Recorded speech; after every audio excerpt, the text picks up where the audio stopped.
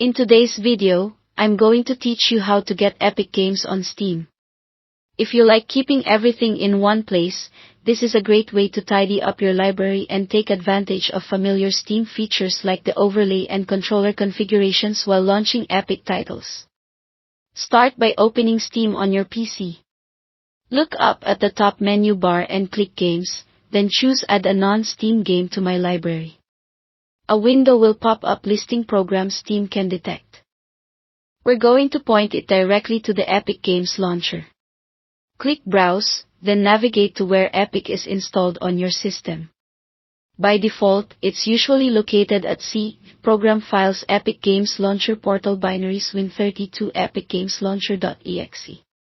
If you installed Epic on a different drive or directory, simply follow that path instead.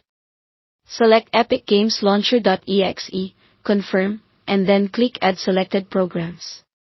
You'll now see the launcher appear inside your Steam library.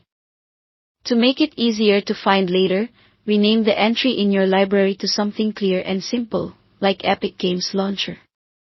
This only changes how it appears in Steam, it doesn't alter the actual application. Once it's labeled the way you like, launch it from Steam exactly as you would any game. Steam will open the Epic Games Launcher, and from there you can access your Epic library and start playing. Because you're running it through Steam, you'll be able to use familiar features while you play. If you want to take it a step further and add individual Epic games as separate entries in Steam, repeat the same process.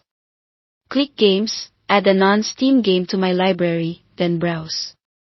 This time, instead of the launcher, navigate to the specific game's installation folder and select that games.exe file.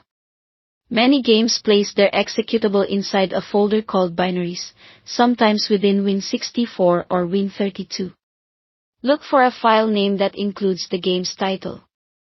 Add it, rename the entry to match the game, and you'll be able to launch that game directly from your Steam library without opening the Epic launcher first. That's all there is to it. Thanks for watching.